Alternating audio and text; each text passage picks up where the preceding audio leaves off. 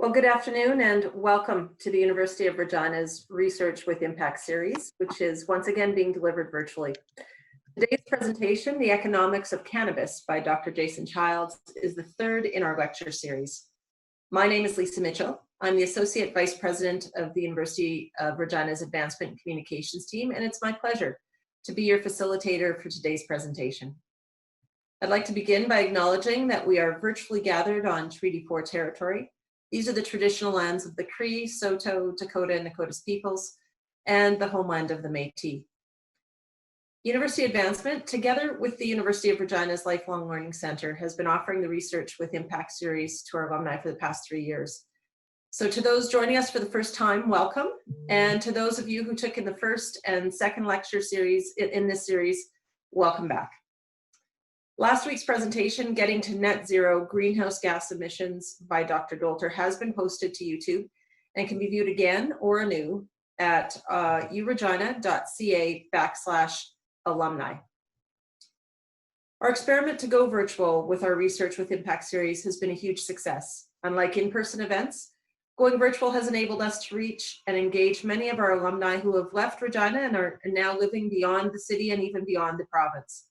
And with us today, we once again have drawn a significant number of participants. I believe we're around 45 participants today from cities and towns throughout the province of Saskatchewan and around the world. Thank you for making time to be with us. While the University of Regina continues to operate remotely during this COVID-19 period, I do want to share that we have record enrollment for our spring semester, which is underway right now.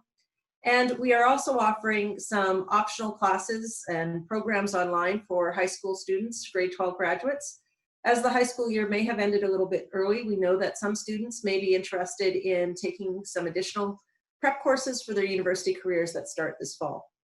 So if you do know any grade 12 students, let them know about these offerings. While COVID has challenged all of us, I'm proud of the manner in which our faculty and staff and students have responded. The delivery of a high-quality education and research continues at the University of Regina thanks to the dedication and the hard work of our faculty and staff, and we are now deep into the preparatory work for the fall semester. I'm also pleased to share with you that earlier this month, the university's research office began the first phase of a slow and tightly controlled 4-phase back to research plan. This plan aligns very closely with the province's phased-in Reopen Saskatchewan plan. And now I'd like to introduce our third speaker in the University of Regina's 2020 Research with Impact virtual series. Dr. Childs is, Dr. Jason Childs just put on his camera. He's with us today, and he completed his undergraduate education at Mount Allison University and his graduate studies at McMaster University. He joined the U of R's Department of Economics in 2008 after a postdoctorate fellowship at Mount Allison University and a tenure track appointment at the University of New Brunswick. Dr. Childs' research covers a wide range of topics related to experimental economics, behavioral economics, market structures, and consumer behavior. And right now, his research, as you may have guessed, focuses on the economics of cannabis legislation and the behavioral differences between different regions of Canada. Welcome, Dr. Childs. The audience is now yours. Thank you very much. Let's just jump right into it. That way we have more time for questions at the end. So, right. So I'm just going to present, this is a variant of a talk I've given a number of different times since and actually prior to legalization across the country. Bit of an update, but we'll go through it and hopefully have lots of time at the end for questions. So here's the background, some sort of pre-legalization setup. So a problem statement, if you like. Pre-legalization prohibition didn't work. So how do we know it didn't work? Cannabis was readily available. I used to play this game in larger classrooms talking about prohibition. I'd ask students, if I offered you $50 for a gram of cannabis right now, how long would it take you to get it for me? And, you know, students would say half an hour, 15 minutes, and you know, let that simmer for a little bit. Almost always after a minute or two, some hand would creep up and somebody would go, can I go to my coat? It was around so much. It was so ubiquitous prior to legalization that prohibition clearly wasn't working. 50% of Canadians prior to legalization admitted to the government in surveys to trying it. Somewhere are between 15 and 25%, depending on which survey you're reading, admit to being regular users. Prior to legalization, Canada had the highest rate of use by youth among developed countries. So Canadian kids were using this product much more than the students or youth in other countries. And those aged 12 to 17 were the second most likely to admit use. And for a lot of reasons around the mental health effects and the basic cognitive development effects of cannabis use by youth, that's a real concern. So this idea that those 12 to 17-year-olds are using cannabis quite frequently, and in some cases quite intensively, is sort of the driving force, or at least the public driving force behind this move to legalization. So what's the problem with all this? We have this illegal product, it's being used. Why do we care? Well, there are harms associated with you consuming cannabis. Number one, smoking anything is bad for you. Byproducts of incomplete combustion are almost always carcinogenic. You're also going to get different effects, tars and things like that, building up in your lungs, doing damage that way. There are a growing number of studies showing that there are mental health effects of using cannabis, and those mental health effects are strongest among youth. In particular, your brain doesn't stop developing really until into your mid-20s. And cannabis use, particularly exposure to high concentrations of THC, may be associated with changes in brain development. So we have to be really, really careful about that aspect of what we're doing here. And there's a reason to be concerned when kids are using this product. And of course, cannabis, THC particularly, alters your state of mind. So what does it do to your risk tolerance, your willingness to make risky decisions, your choices about, benefits now versus benefits in the future, discounting, all those kinds of things are going to be affected by an altered state of mind. So there are definite causes and harms here. So how big a problem are we talking about? Well, we talked about 50% have tried it. 20% or so are regular users. This is the Parliamentary Budget Office estimates for demand in 2018 and 2021. This is all based on cannabis remaining prohibited as a recreational drug. And these are in tons. Saskatchewan and Manitoba, the PBO estimated demand to be about 38 tons between those two provinces, or 655 metric tons of cannabis for the whole country. Right. So that's based on government surveys and different things like that. And there's a concern with surveys and asking people to admit to engaging in illegal activities on a government survey. There's always the concern, like, are they underreporting? So we looked at a bunch of different surveys across the country. We've got the Canada Health Survey, which is similar to what the PBO is based on. And for Saskatchewan, we were estimating demand pre-legalization to be between 7 tons and 18 tons. The Cannabis Consumer Union, it did a different survey. It was a little smaller. It wasn't quite as rigorous. They estimated from that use rate, we get about 11 tons to 27 tons. Deloitte, just in the process of getting the legislation in place, did a fairly rigorous, fairly large survey of about 5,000 people. And based on that information, we get demand of 21 tons to 66 tons.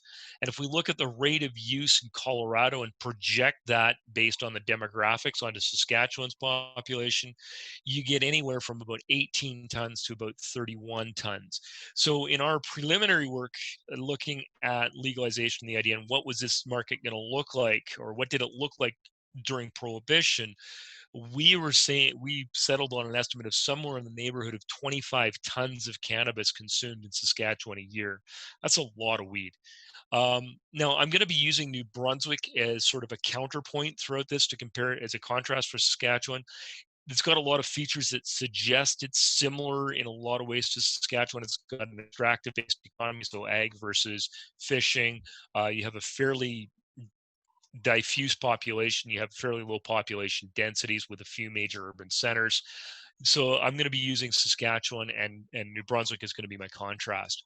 So if we look at New Brunswick using the same 3 surveys, we didn't project Colorado use rates. It's lower, in part because New Brunswick is older, and they just don't seem to consume as much cannabis as we do. So for New Brunswick, we were saying somewhere around 15 to 17 tons of cannabis consumed a year.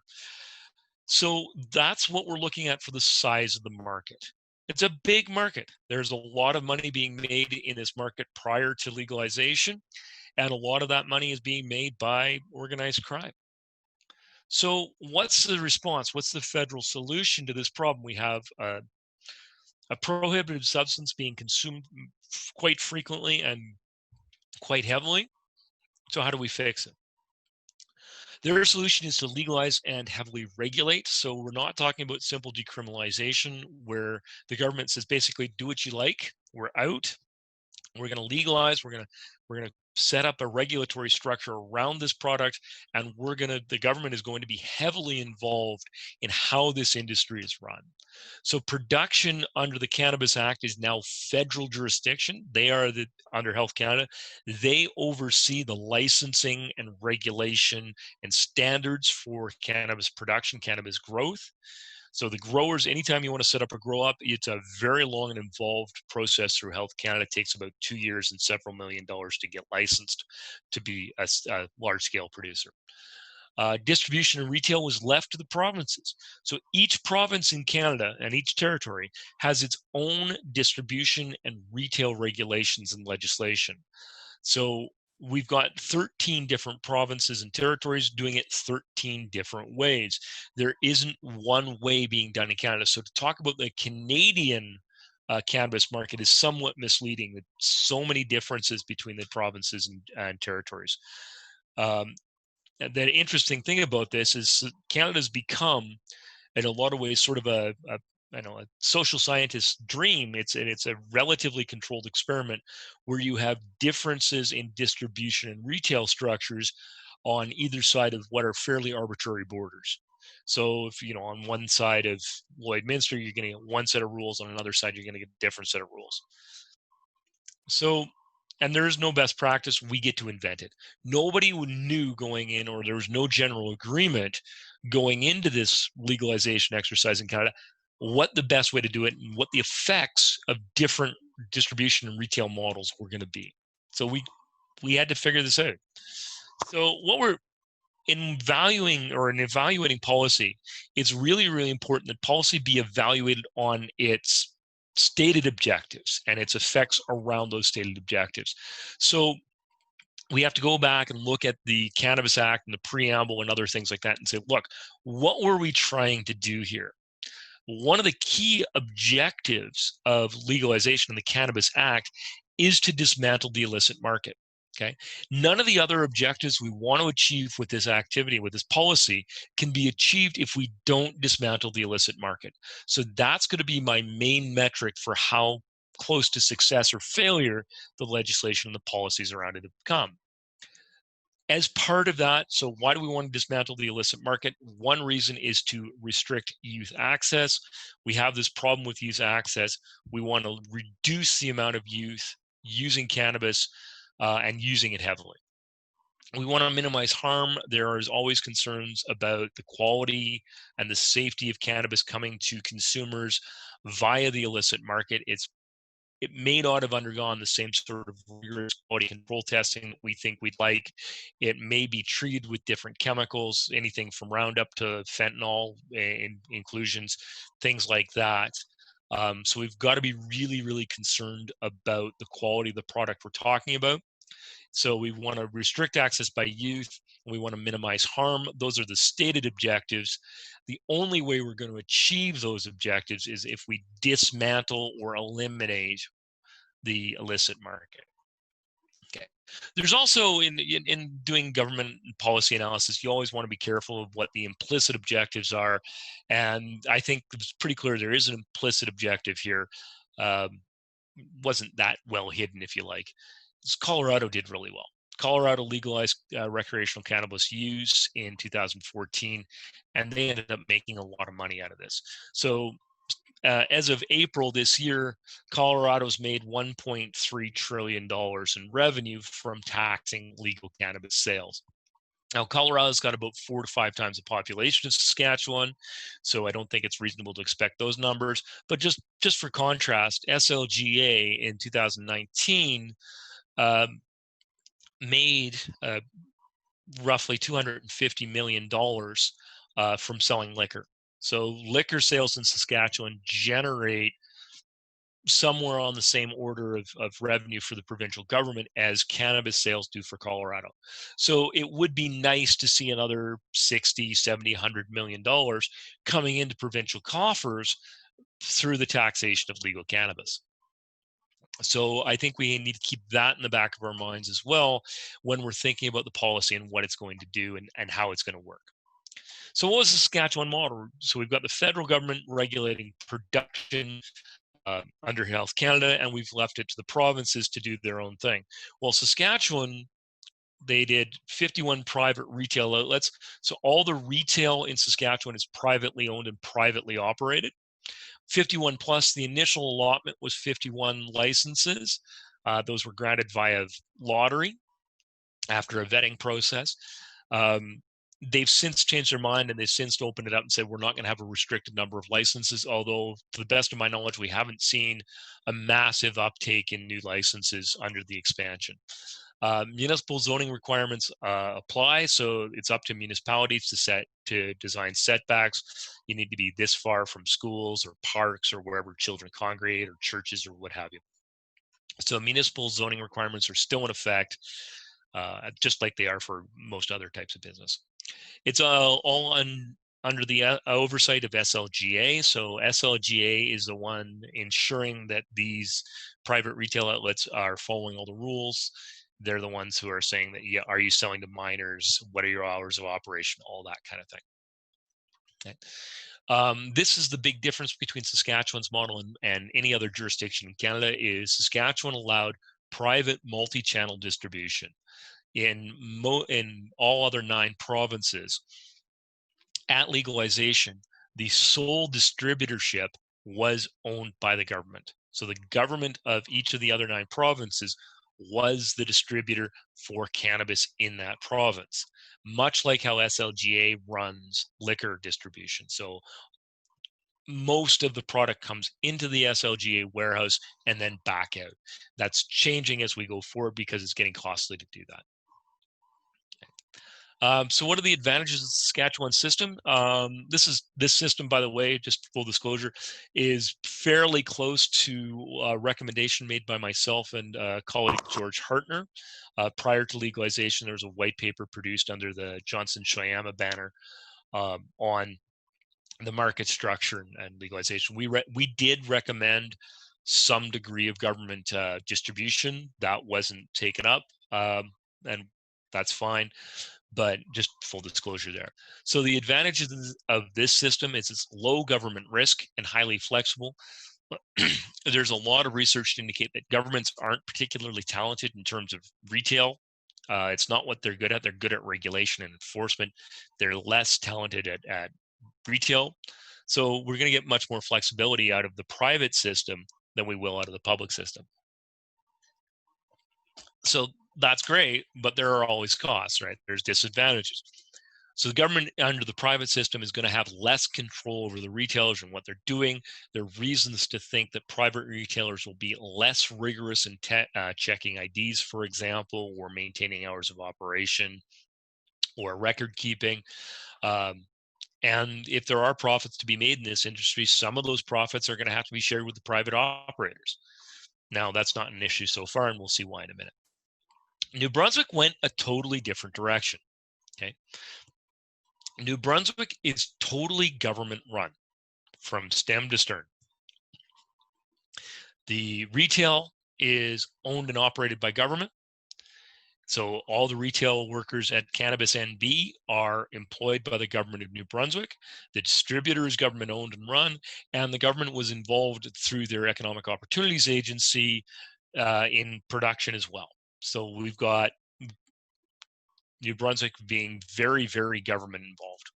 So they set up initially 20 government run and staff stores.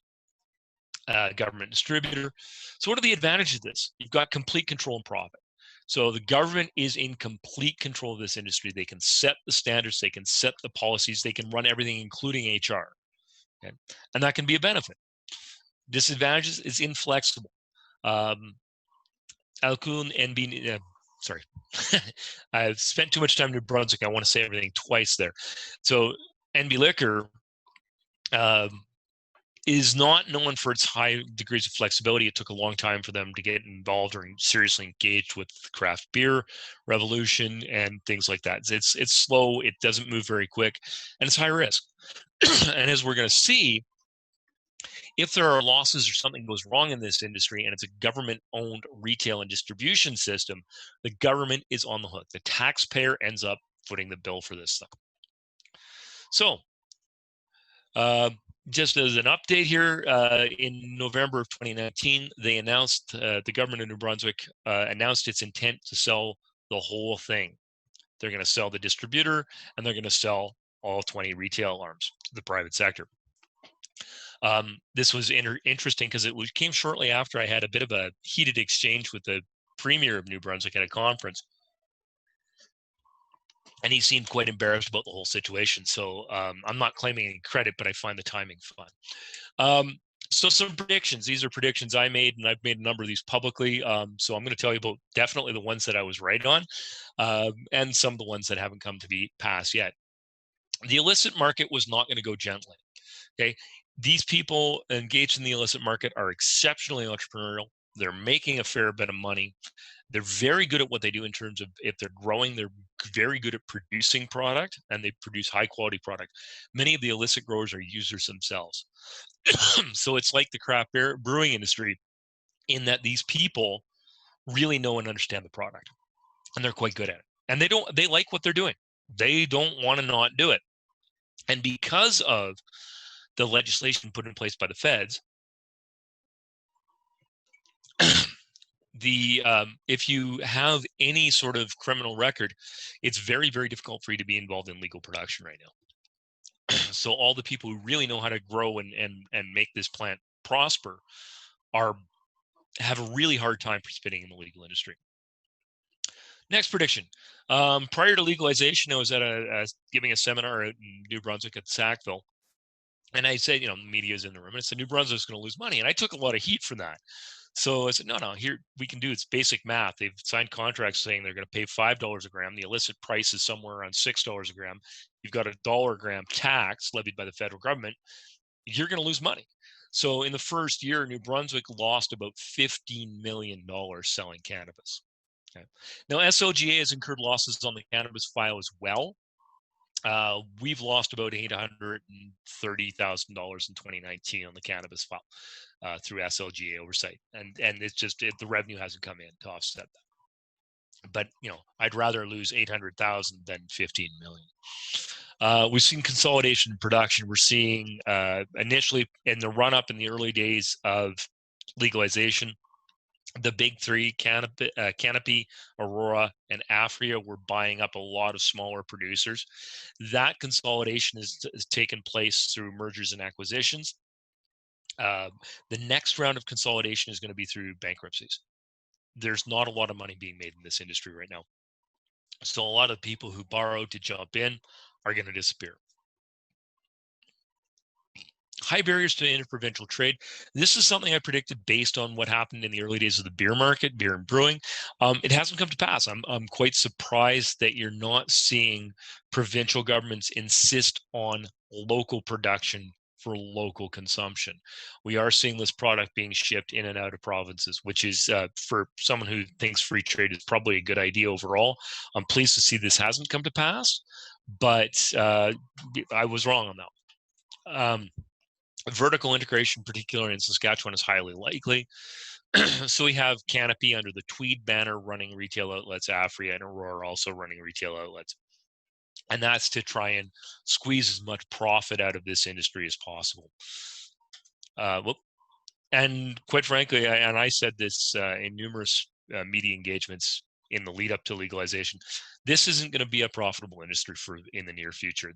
There's going to be money lost. I just don't think the revenue's there, and it's not going to be there for quite a while, because the legal market is not displacing the illicit market anywhere near to the extent that many people predicted previously. So we'll talk about why next. So how do we compete? You have a newly legal market that has to compete with an entrenched, very dynamic illicit market. Well, how do you do that? Well, you look at what consumers want. If you want to compete in the marketplace, you have to look at the consumers. Consumers are ultimately in charge. And if consumers don't want your product, they're not going to buy it. So what do they care about? Quality is one of those issues that comes up in every survey of cannabis consumer purchasing decisions. Is it the quality I want? Is it high THC content, high CBD content? Is it clean? Is it whatever? Variety. This surprised me. I'm not a smoker. I don't consume cannabis. I've tried it a few times. It's not my drug of choice. But for a lot of very dedicated users, cannabis is like craft beer. Or wine if you prefer. There are a number of different varieties, and they have different profiles in terms of taste or terpene and effect. Um, so if you don't have the right variety, if I prefer a dark beer, I like a stout or a porter. If all I can get is a light ale, I'm not going to be very happy or very interested. So you've got to get the variety right in the legal market to get the consumers to buy your product. Accessibility. If it's easy to get in the legal market, you're going to be more successful than if it's really, really hard to get. The interesting thing for Quebec is Quebec in its early days opened 20 stores for the entire province. It's roughly the same number as New Brunswick. But Quebec has a huge population. In the early days of going, I haven't checked on them lately, they had a total of 3 stores in the Montreal area, and that was it. Everything else was to be done online. So it's going to be very, very hard to get legal cannabis in Quebec. So I think that hurt them a lot. They did some other things right, though, which helped. The last thing, I'm an economist, so I'm really concerned about price. So price is my area of focus, and pricing policies around cannabis, and whether or not the pricing policies we've got in place and that are being picked up in other jurisdictions like California, Washington State, Oregon, etc., to greater or less extent. California has really followed Canada in this pricing strategy, and I don't think it's working out very well for them. So the other thing we need to keep in mind is the initial competitiveness makes a difference. So if you have a positive experience the first time you go in terms of price, accessibility, variety, or quality, you're more likely to go back. If you have bad experience, it's going to take a lot of effort to get you to try again. So quality. Now, quality is really hard to measure in both markets. It's virtually impossible to measure coherently in the illicit market because you can't get repeated sampling. David Hammond out of, I believe, University of Guelph is working on some of this stuff, but it's really hard to check the quality, and it's not obvious what quality means. It's got different meanings to different consumers. So there's a huge subjective element. One of the ways we talked about measuring quality, and we kind of gave up on it because it wasn't working to our satisfaction. We weren't seeing, because we've got national level production and large scales of interprovincial trade, you're not going to see massive differences in quality by province. So it's not something we can use as a determining factor for the success of different provincial systems. That said, New Brunswick suffered 2 early recalls. 2 batches got recalled from New Brunswick. Saskatchewan had 12.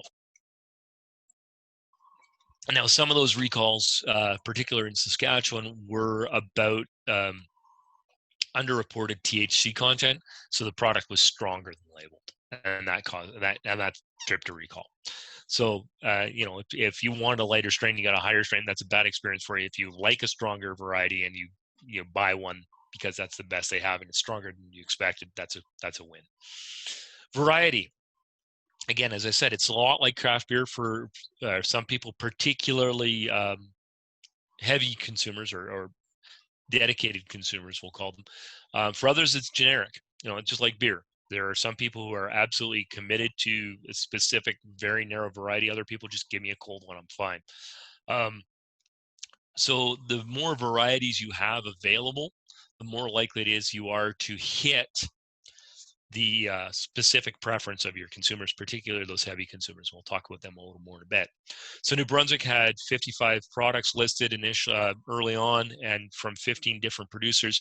Saskatchewan did a lot better on this front, 70 different products from 20 different producers. So that's a significant improvement of the private system over the public system. So I want to talk a little bit about accessibility. And when you talk about going to buy drugs or cannabis on the illicit market, people have this image of the greasy guy in the back alley with a trench coat. It's Jay and Silent Bob from the movie Clerks. That's where you think you're going to go and get illicit cannabis. That's not where you go to get illicit cannabis in most places. In most cases, the most common place to get illicit cannabis, post op. There are storefronts operated in a lot of different cities. Regina had several, at least 4 or 5 prior to legalization. But a lot of this market is served by the internet, delivered through Canada Post. So let's keep that in mind when we're talking about accessibility. Online sales, which is the Quebec model particularly, you're competing on exactly the same accessibility footing as the illicit market. So accessibility, there is a convenience factor available here. So we've got ordering off Amazon versus popping into your local store. So you can look at outlet density. New Brunswick has higher outlet density in terms of outlets per 100,000 people with their 20 stores than we had with our 51. Not hugely different, but it is higher. But we did a little better in terms of where we put them in getting our population living fairly close to one. So I don't think accessibility is going to drive any differences we see in the success of the legal market in Saskatchewan or New Brunswick. It's going to be something else. So price. Again, I'm an economist. I'm always concerned about price. Policy affects price directly and indirectly. So it's possible to estimate a socially optimal price. And this is the work I did. Optimal depends on the preferences of consumers. I'm going to use in this next few slides or next little bit, I'm going to use a fairly standard economic utility function way of describing what people like and don't like, and to come up with some predictions around price. So the illicit market, the government has no direct control over illicit market prices. You can't force somebody who's already breaking the law to follow a lesser law. Right. So raising illicit prices means raising illicit production costs. You've got to have fines in place or jail sentences in place, and you have to catch these people. The problem with that is that means spending money. So if we're going to raise the costs of illicit producers in order to get them to raise their prices, we have to spend money to do it. And I was at a seminar with the chief of the Regina Police Service, and got talking to him a little bit, and they're in a really bad place, because if you want to raise the money to support the Regina Police Service going after illicit sellers, well, where are you going to raise the money from? Well, we could tax the legal market. The higher the price in the legal market is, we're going to see the more competitive, the more appealing the illicit market becomes. So you're sort of in a catch-22 situation. However, that said, negative externalities, the costs of consuming cannabis through the illicit market are higher than costs of consuming cannabis acquired through the legal market, we hope. So in doing this exercise, just to give you a sense of the parameter values I'm using the illicit price of $7 a gram, somewhere around that, depending on which province you're in. The illicit externality it comes in at about $4.36 a gram. That's from the Canadian Substance Use Costs and Harms Working Group, and I've inflated it for inflation just based on when they did the study. Legal externality, what I'm doing is I'm taking that same estimate and I'm stripping out all the law enforcement costs. So the bulk of the illicit market externalities estimated by the Canadian Substance Use Costs and Harms Scientific Working Group are due to enforcement. Okay, they're prison sentences, fines, and that kind of thing. Marginal cost of production is $2.50, and I'm assuming roughly the same costs in both markets. And that comes from going through Canopy and Aurora's financial reports. Okay. So what do we find?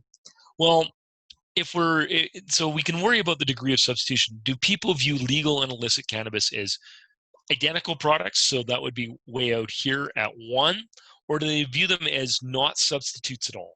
So that would be way down here at 0. And turns out, if we're worried about truly socially optimal, so we're worried about how much happiness cannabis consumers get out of this product, the externalities generated, and the government revenue generated, so all 3 of those things mushed together, doesn't matter how close substitutes we think they are.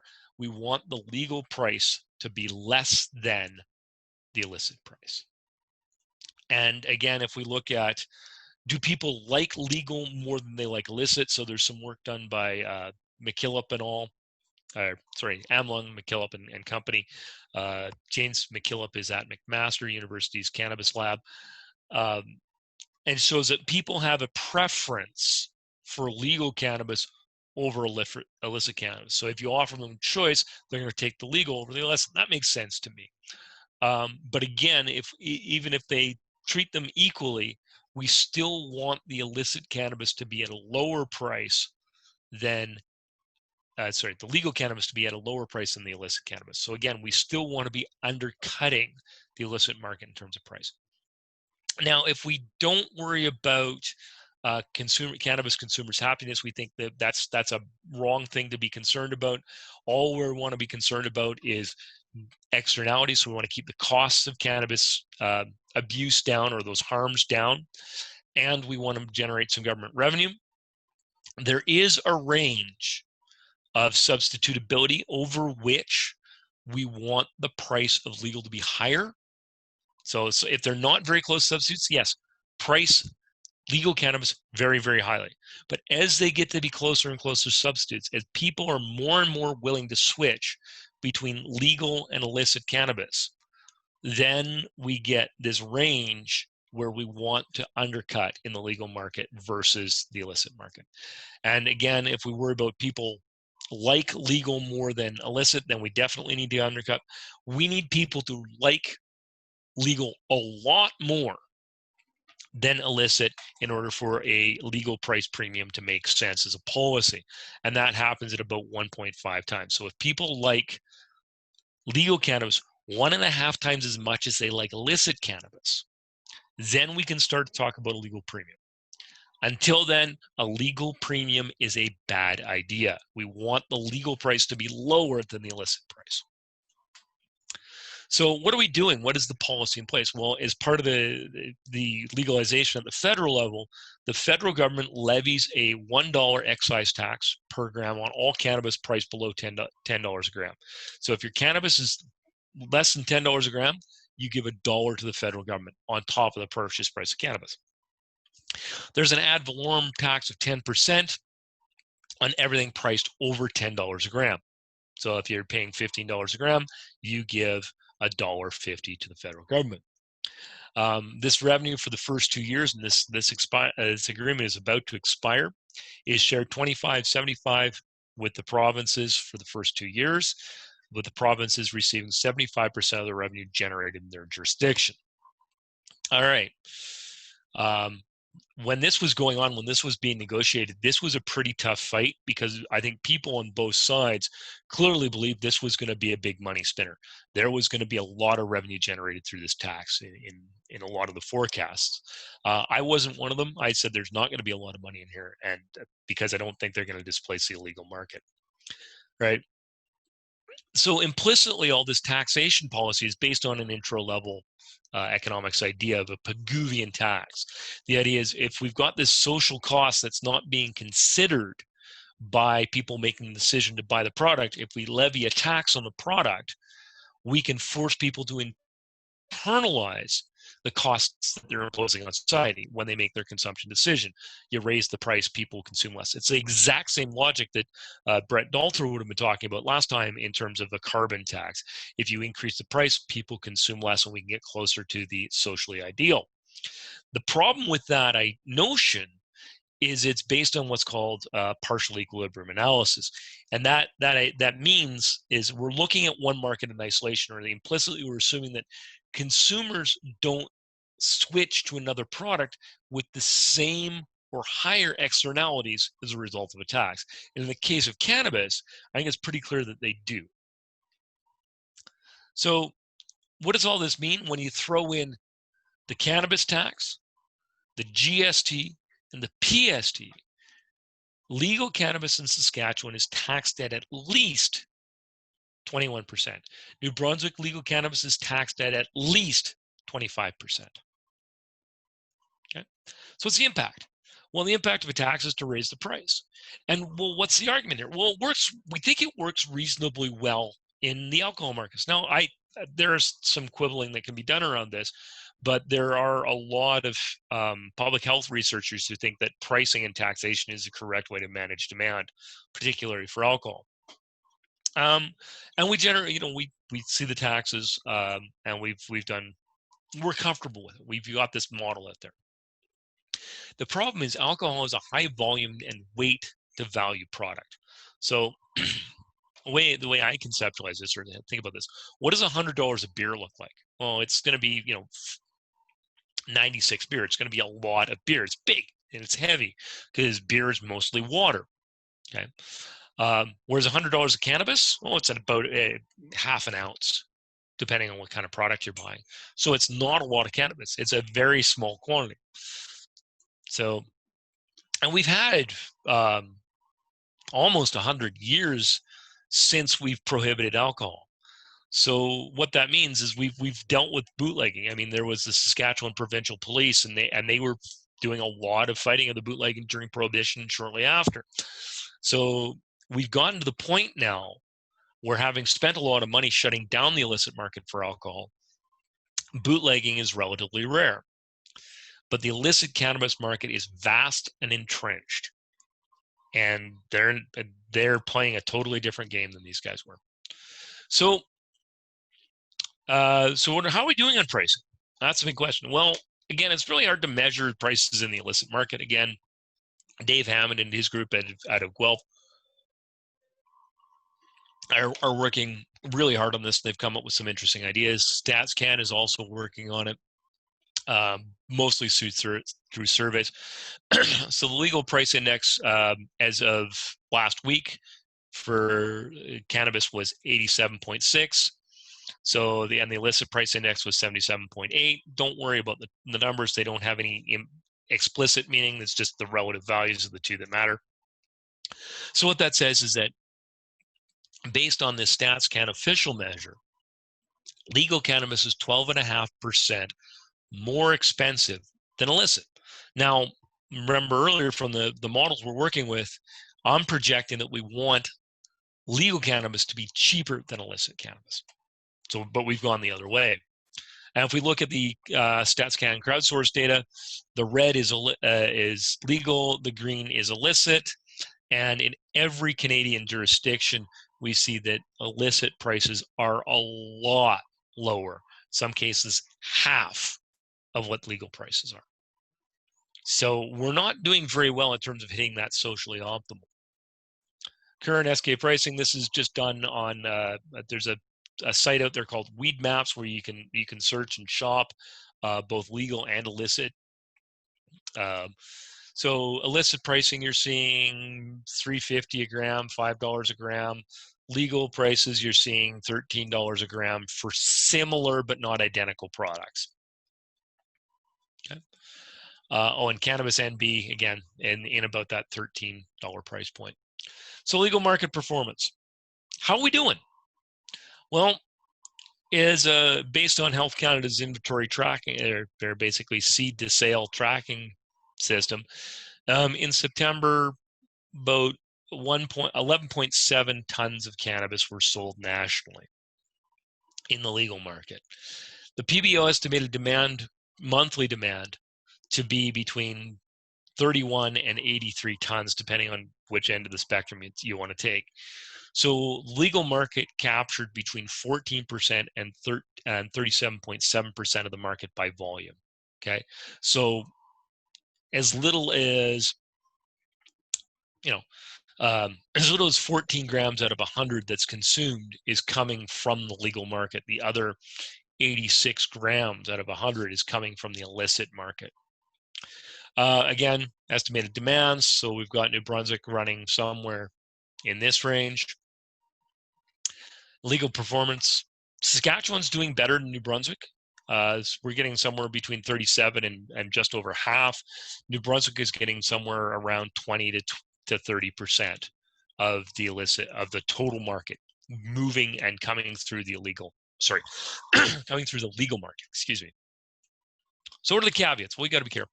The higher price in the legal market means we're probably overestimating legal market success when I go to these slides, because I'm actually trying to because Health Canada doesn't report provincial sales, it only reports national sales, so I got to decompose it somehow. And I'm decomposing it by the provincial values. Okay. The other problem we need to be really concerned about is, oh, we've got half the market in Saskatchewan. That's great. Well, hold on. Use and harm is probably subject to what's called the Pareto rule, where 80% of your consumption, in this case, is done by 20% of your users. So who has switched? Who's most likely to have switched in this environment? Is it your heavy user? Is it your chronic user who's using 2 to 3 grams a day? Probably not. It's your casual user, or in some cases, we've induced new demand. The fastest growing segment in terms of use of the cannabis market is seniors, people 60 and over. So we've got that weird thing where by legalizing, we're inducing some people to use the product who wouldn't have used it before. So looking at success, how are we doing? Well, Saskatchewan, we're getting between a third and half the market. We're getting between a fifth and a third in New Brunswick. BC's just getting clobbered, right? And that's in part because that market is very, very heavily entrenched and well established. So conclusions. I want to be really clear. Policy needs to be judged not by its intent, but its effects. Did it work? So far, the answer is no. It hasn't worked. We haven't displaced the illicit market. We're not generating very much in the way of revenue. In fact, we're losing money at the provincial level. And we just aren't hitting those marks.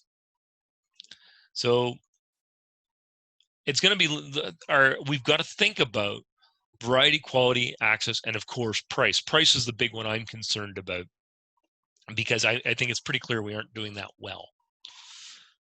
Taxation should probably wait. I think the federal tax on cannabis was a mistake at this point in time. It might be a viable policy in the future, but now's not the time for it. City of Saskatoon's policies of levying very, very high business license fees early on was probably a mistake. Anything that inflates the legal market price is probably going to be counterproductive at this point in time. One of the weird wrinkles about all this stuff, we may end up actually, if we really want to displace the illegal market, we may have to subsidize this thing, or at least get the regulation out of the way to make it cheaper for new producers to enter the market legally and to engage with that market intelligently, and at low cost. Because if we get more producers, we're going to see competition driving that price down. That's not what we're seeing right now. So that's the end of my slides. I'm happy to take questions from whoever. Okay, I'm a little long. My apologies. There should be a question in your mailbox there, Jason. Is there a question? Okay, I wasn't sure how we're. What am I doing here now? Stop share. Chat. It's John. How much in municipal budget could be cut from the Regina Police Service if they weren't enforcing the drug war? I don't actually have that number in front of me, John. I'm sorry. I think it would be substantial. The problem, it's not obvious how to disentangle that, because you've got the drug crimes on one hand, but then there's also the associated domestic disputes and those kinds of things. I think it would be substantial, but I don't have a number for you. I'm sorry. That's an interesting question. I haven't come at it from that angle, been more at a more macro level. The Indigenous question is interesting, and I think we're seeing some bands really get into this space and pursue it as an opportunity. We'll have to wait and see how successful they are in the legal market. My understanding is that there has been a number of players in the illicit market who have ties to that community. As for female, I haven't seen a whole lot of rigorous study around that, and I don't know how to explicitly include them when at the same time, being cognizant of the need to compete with the illicit market. So I hadn't thought about that. It's an interesting angle. You do to show seniors are using more cannabis. So the seniors using cannabis, that comes out of Statistics Canada's National Cannabis Survey. It's done quarterly, and it's Statistics Canada has this really fun site. It's called Cannabis Hub. So if you just Google Cannabis Hub Statistics Canada, it'll pop up, and you can play around with the data there. And it's popped up as this really interesting change in the demographics. Now, it could be, it's entirely possible, it's a survey, so it could be that now that it's legal, seniors are just much more comfortable admitting that they're using. So you've always got to be cautious in interpreting survey results. Hemp. I haven't looked too heavily at the hemp sector. My hope is, in talking to some farmers, is that some of the restrictions around planting and growing hemp will be relaxed because of the legal nature of cannabis now. I don't know that that's happened yet, but I understand there's still a ton of roadblocks in terms of growing hemp, and I hope it gets improved. Hemp-based products, same issue. Please read all the questions too. Okay, Lisa, what did I miss? It's just that people. Oh, read them out loud. I'm sorry. Sorry, I'm trying to do this quickly. So the question about hemp, what about hemp? Have you looked at that sector? What about hemp-based products? Have I looked into that sector? Again, no, I haven't looked into the hemp sector in any great detail.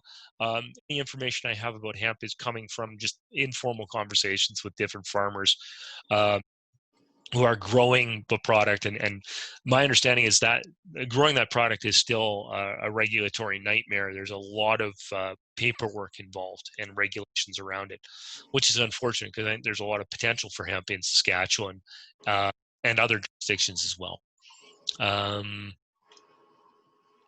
Any other questions? How is research into going in Saskatchewan? I don't have a direct line into the medicinal side. I know we're starting to see some. I can speak to at least one study that's going on at the U of R, led by Dr. Patrick Neary in kinesiology, looking at the effects particularly of CBD on traumatic brain injury, concussion specifically. I haven't talked to Patrick about it for a little while because I've been in isolation. But I think there's some potential there. One of the interesting things is California, prior to its legalization, it was virtually impossible for an employed academic to be in the same room as a cannabis plant. So I had lots of encounters with colleagues in California, and their degree of frustration with it prior to legalization was immense. The pet market. In terms of medicinal cannabis for pets, I am CBD and pets. Okay, thank you for clarification. You're getting outside my area of expertise here. I can't really speak to CBD and pets. I think I hope it's going to be a little more free market in terms of letting people navigate that space on their own. Get a glass of water here. Thank you for the questions. Those are great. Any other questions? Predictions going forward. It's going to be a long time before the legal market really takes a significant bite nationally out of the illicit market. Saskatchewan's doing better than most. But again, these are all based on the projected demands. I don't really know, and nobody does know how big the total market is. So do I invest in cannabis? No, I haven't bought into any cannabis stocks. This is not stock advice. I'm not licensed to give investment advice. I don't, and I didn't because, quite frankly, I was convinced prior to legalization, in the early days of legalization, that all those stocks were overpriced. And I think I've been proven correct in that assessment. So now may be the time, if you're interested, to start looking into specific cannabis producers on the legal market and trying to figure out who you think is going to be able to deliver the right product at the right price. I'm not yet convinced it's any of the major players that that were making that had the really high stock prices prior to legalization. So if you look at cannabis, Aurora, and Afria, in that over that first year of legalization, I believe they lost something like 50% of their market value. I don't have that number in front of me. I'm pulling this out of the archive story.